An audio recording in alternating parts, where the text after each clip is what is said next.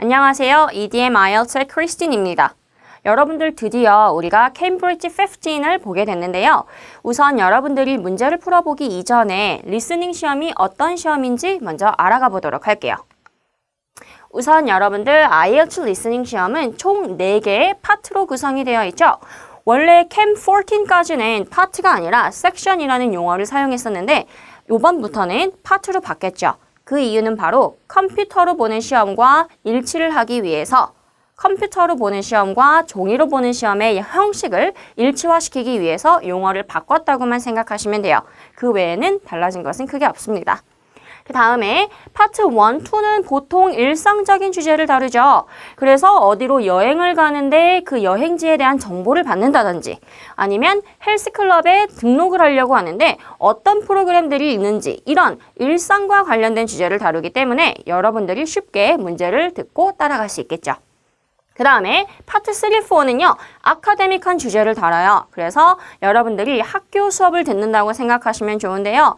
주로 아카데믹한 주제에 많이 다뤄지는 토픽들은 과학, 역사, 심리학 이런 것들이 있죠. 그래서 여러분들이 비교적 파트 1, 2보다는 조금 어렵다라고 생각을 해요. 그렇지만 여러분들이 조금 취약하다라고 생각하는 주제들이 있다면 꼭 단어 정리를 한다면 여러분들이 또 쉽게 문제를 풀 수 있을 겁니다. 그 다음으로는 시험 시간을 알아보려고 하는데요. 총 우리가 대략 40분 동안 진행이 된다라고 할 수 있고요. 원래는 시험을 볼 때, 종이로 볼 때, 그런 때는 우리가 문제 푸는 시간은 30분, 그리고 답을 기입하는 시간은 10분 정도가 됩니다. 또한 컴퓨터로 볼 때는요. 마찬가지로 대략 40분 정도가 되는데 컴퓨터로 볼 때는 답을 적는 시간이 따로 끝에 주어지는 것이 아니라 파트와 파트 사이에 이동하기 전에 짧게 시간이 주어지기 때문에 여러분들이 그 시간을 꼭 활용할 수 있어야 해요. 다음으로는 문제 수는 총 40문제입니다. 그래서 각각의 파트마다 10문제씩 할당이 되어 있기 때문에 여러분들이 쉽게 파트를 구분할 수 있을 거고요. 그리고 우리 페이퍼 베이스드 테스트에서는 다시 한번 정리합니다. 10분의 답안지 작성 시간이 시험 말미에 별도로 주어지지만 컴퓨터 딜리버드 테스트에서는 푸는 중간중간 답안을 확인합니다. 따라서 여러분들 헷갈리시면 안 돼요. 컴퓨터는 문제 다 풀고 나서 답 적는 시간 10분 따로 안 줍니다. 이거 꼭 기억하도록 하세요. 그리고 모든 내용은 단 한 번만 재생이 되기 때문에 여러분들이 절대 정신을 놓고 있으면 안 된다든지 혹은 한 문제 못 들었다 해서 패닉하시면 안 됩니다. 그러면 다음 문제까지 와르르 무너지기 때문이죠. 그래서 이거 꼭 주의하세요. 그 다음은 여러분들 점수표를 보도록 할게요. 우리가 보통 많이 원하는 점수는 6점에서 7점대까지 다양하죠. 그래서 내가 6점을 받아야 한다라고 생각한다면 여러분들이 23개에서 26개 정도 맞추셔야 되는데 목표치는 조금 타이트하게 잡습니다. 그래서 나는 매 시험마다 26개 최소로 맞는다 라고 생각하시면 더 좋겠죠. 그리고 그 이상이라면 29개, 32개 이런 식으로 목표치를 잡으면 좋을 것 같아요. 그래서 항상 테스트 한 세트를 풀고 나면 총 몇 개를 맞는지 비교해 보시면 좋을 것 같습니다. 그 다음은 이제 문제 유형에 대해서 보도록 할게요.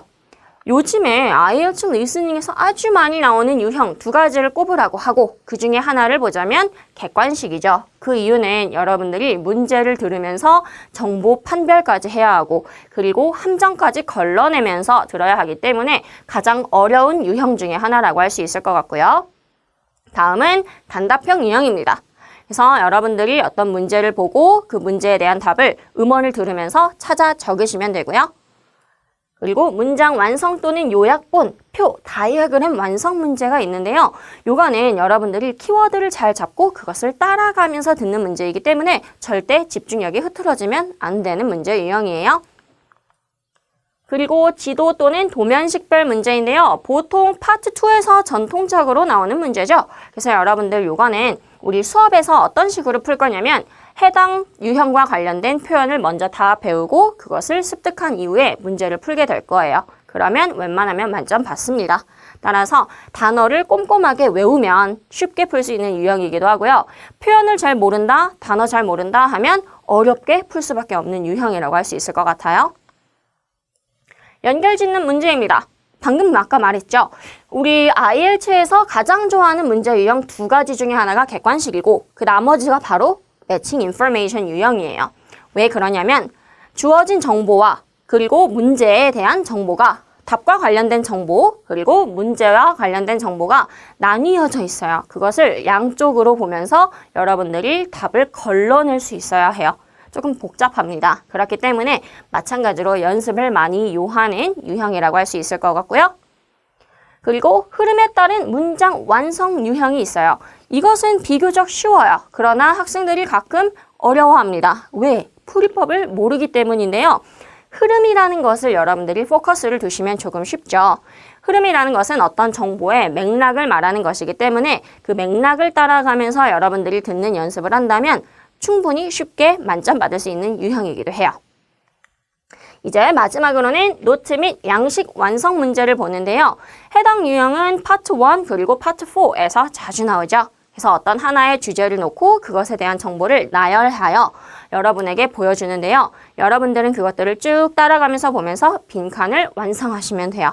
근데 여기서 중요한 거, 음원에서 들리는 그대로 써야 하기 때문에 음원에서 복수명사를 사용했다면 답도 복수명사로 꼭 기입해 주셔야 합니다. 그러나 내가 복수명사가 아니라 단수를 썼어요. 그러면은 부분 점수 인정되나요? 라고 한다면 절대 인정되지 않습니다. 이 부분에 유의해서 문제를 풀 수 있어야 해요. 네, 이제 IELTS 리스닝 팁에 대해서 같이 보도록 할게요. 우선 첫 번째 팁이라고 하면 답을 적는 조건을 꼭 확인하라입니다. 답에서 분명 한 단어로 적으세요 하면 한 단어까지만 쓸 수 있고요. 두 단어 절대 안 됩니다. 그리고 이 단어와 숫자를 함께 쓰는 것도 안 될 일입니다. 따라서 답을 적는 조건을 확인하는 것은 가장 기본 중의 기본이기 때문에 절대 소홀히 하시면 안 되고요.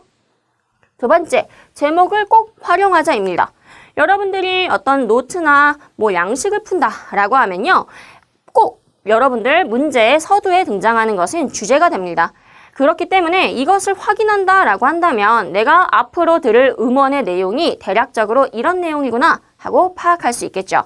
그러나 이것을 파악하지 않는다면 여러분들이 앞으로 어떤 내용의 음원을 들을지도 모르고 그리고 어떤 단어들이 중요한 키워드가 되는지 판별할 수 없기 때문에 마찬가지로 제목 확인하는 작업도 절대 소홀히 하시면 안 돼요.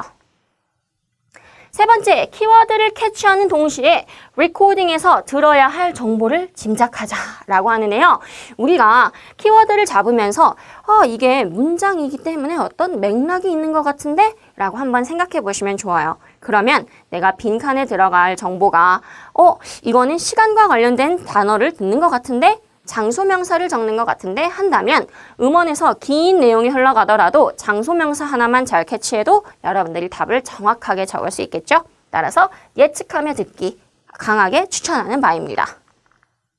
그리고 네 번째, 키워드를 분리하는 겁니다. IELTS 리스닝에서는 분명 여러분들 키워드 종류가 두 가지가 있어요. 왜 그러냐면 첫 번째, IELTS 리스닝 문제는 한 문제가 재생이 되고 다음 문제가 재생이 될 때 그 중간에 텀이라는 것이 없죠. 바로 그냥 이어서 문제가 진행이 됩니다. 그렇기 때문에 여러분들이 내가 이것이 1번 문제인가, 2번 문제인가, 3번 문제인가 이런 것들을 분리하면서 들을 수 있어야 하고요.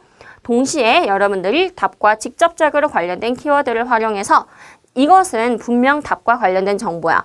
음원에서 이런 비슷한 단어가 나온다면 분명 답이 따라 나오기 때문에 내가 꼭 캐치해야지 하는 답과 직접적으로 관련된 키워드도 있습니다. 그래서 흐름을 잡아주는 키워드와 답을 알려주는 키워드를 적절하게 섞어가면서 사용하는 것이 IELTS 리스닝의 꽃이죠. 다섯 번째, 맥락에 답이 있다는 것을 잊지 말자입니다. 우리 키워드를 잡을 때 단어에만 집중하면서 키워드를 잡는 게 아니라 해석을 먼저 하고 문제의 요지를 파악한 다음에 키워드를 잡으셔야 돼요. 그렇게 해야 내가 정말 필요한 정보만 걸러서 키워드를 잡을 수 있습니다. 그리고 여섯 번째, 액티브 리스너가 되자입니다. 여러분들 문제 풀 때 다들 이렇게 시험지에서 좀 펜이 떨어져 있어요. 그렇게 하지 마시고요. 동시에 필기하면서 들으시면 훨씬 더 좋겠죠. 왜? IELTS 리스닝의 음원에서 제공되는 정보는 모두 다 휘발성이 강해요. 그 말은 한 번 재생이 되고 지나가면 더 이상 흘러나오지 않는다는 말입니다. 따라서 핵심 정보 같은 것들은 여러분들이 종이에 적어둔다면 혹시라도 헷갈리는 문제가 있을 때 여러분들이 필기한 내용을 기준으로 다시 한번 생각해 볼 수 있겠죠? 그래서 꼭 필기하는 연습도 같이 병행해 주세요. 오케이, 그럼 우리 오늘 IELTS 리스닝에 대해서 간략하게 소개를 했는데요. 다음 시간부터는 직접적으로 문제도 다루고 키워드 분리를 하면서 어떻게 고득점을 맞을 것인지 함께 논의해 보도록 할게요. 수고하셨습니다.